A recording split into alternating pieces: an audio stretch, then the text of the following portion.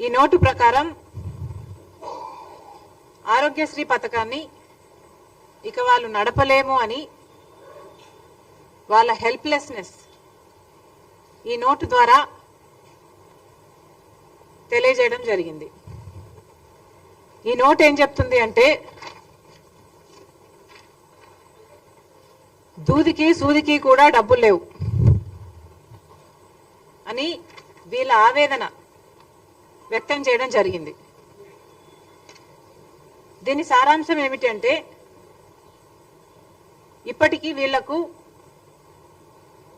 అన్ని private hospitals అన్నిటికీ కూడా కలుపుకుంటే ఇప్పటికీ వీళ్లకు చెల్లించాల్సిన బకాయిలు 3,000 కోట్ల రూపాయల దాకా ఉంది అని, ఈ బకాయిలు చెల్లించకపోతే మేము హాస్పిటల్స్ ఎలా నడుపుకోవాలి, మాకు సూదికి దూదికి కూడా డబ్బులు లేవు, ఇన్ని నెలలు పేమెంట్స్ లో వెనక పడితే మేము లోన్స్ తెచ్చుకొని వడ్డీలకు లోన్స్ తెచ్చుకొని ఓవర్ డ్రాఫ్ట్లు తెచ్చుకొని ఇంతవరకు నడుపుకుంటూ వచ్చాము. ఇక మా వల్ల కాదు, మేము కూడా ప్రజలకు సేవ చేసే విషయంలో ఎంత భాగస్వామ్యం అవ్వాలి అనుకున్నా కూడా ఇక మా వల్ల కావటం లేదు అని వాళ్ళు చేతులెత్తేసి ఈరోజు మేము ఇక ఆరోగ్యశ్రీ అంటే ఇప్పుడు ఎన్టీఆర్ వైద్య సేవలు అంటున్నారు దీన్ని, మేము ఇక నడపలేము చేయలేము అని వీళ్ళు అల్టిమేటం ఇవ్వడం జరిగింది.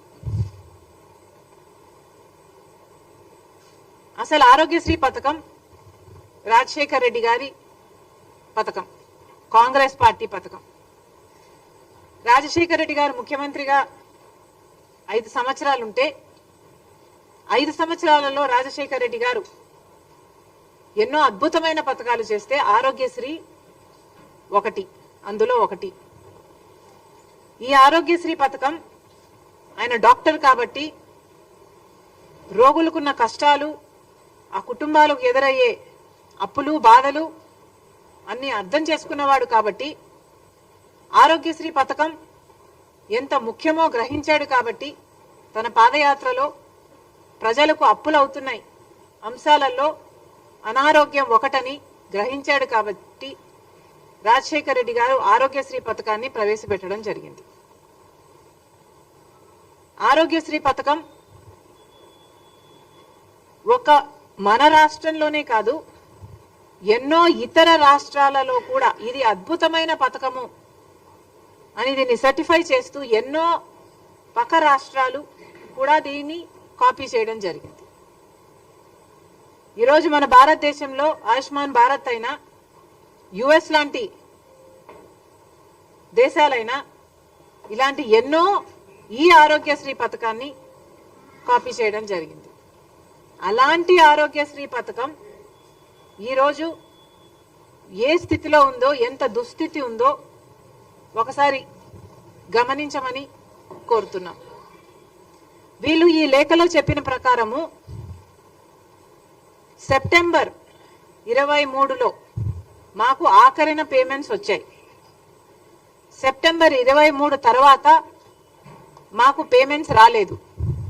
ఈ రోజుటి వరకు అప్పటి నుంచి బకాయిలు వేసుకుంటే స్పెషాలిటీ హాస్పిటల్స్ కు సంబంధించే 2,500 కోట్ల రూపాయలు ప్రభుత్వం కట్టాల్సి ఉంది. ఇక ప్రైవేట్ హాస్పిటల్స్ అన్ని కలుపుకుంటే 3,000 కోట్ల రూపాయలకు పైగానే బకాయిలున్నాయి అని అంచనా. మరి ఇంత అద్భుతమైన ఆరోగ్యశ్రీ పథకానికి జగన్మోహన్ రెడ్డి గారు రాజశేఖర్ రెడ్డి గారు కొడుకయ్యుండి నేను వారసుని అని చెప్పుకుంటూ జగన్మోహన్ రెడ్డి గారు సెప్టెంబర్ 23 తర్వాత ఆరోగ్యశ్రీకి బిల్లులు ఎందుకు కట్టలేదు? జగన్మోహన్ రెడ్డి గారు సమాధానం చెప్పాలి. అసలు రాజశేఖర్ రెడ్డి గారికి ఈ పథకం ఎంత ఇష్టమైన పథకమో జగన్మోహన్ రెడ్డి గారికి తెలియని విషయం కాదు. ఇది మా కుటుంబానికి పర్సనల్ గా ఆరోగ్యశ్రీ ఇది డెవలప్ అవుతున్న సమయంలోనే ఇది రాజశేఖర రెడ్డి గారికి ఎంత ప్రియమైన పథకమో మా అందరికీ తెలిసిన విషయం. అలాంటిది జగన్మోహన్ రెడ్డి గారు సొంత కొడుకై ఉండి నేనే వారసుని అని చెప్పుకుంటున్నారు కదా. మరి అలాంటప్పుడు రాజశేఖర రెడ్డి గారి ఆరోగ్యశ్రీ పథకానికి మీరు బిల్లులు ఎందుకు కట్టలేదో జగన్మోహన్ రెడ్డి గారు సమాధానం చెప్పాలి. సెప్టెంబర్లో లాస్ట్లో 2023 సెప్టెంబర్ 3లో 23కి లాస్ట్ బిల్లు వీళ్ళకి అందిందంట. దాని తర్వాత మాకు డబ్బులు అందలేదు, మేము ఎలా నడుపుకోవాలి అని వీళ్ళు అడుగుతున్నారు. ఈ రోజుటికి దాదాపు 3,000 కోట్ల రూపాయలు వీళ్లకు అప్పులున్నాయి. మరి ఇప్పుడు చంద్రబాబు గారు ముఖ్యమంత్రిగా ఉన్నారు. చంద్రబాబు గారు ఆరోగ్యశ్రీ పథకానికి డబ్బులు ఎందుకు చెల్లించటం లేదు? ఈ అసోసియేషన్స్ వాళ్ళు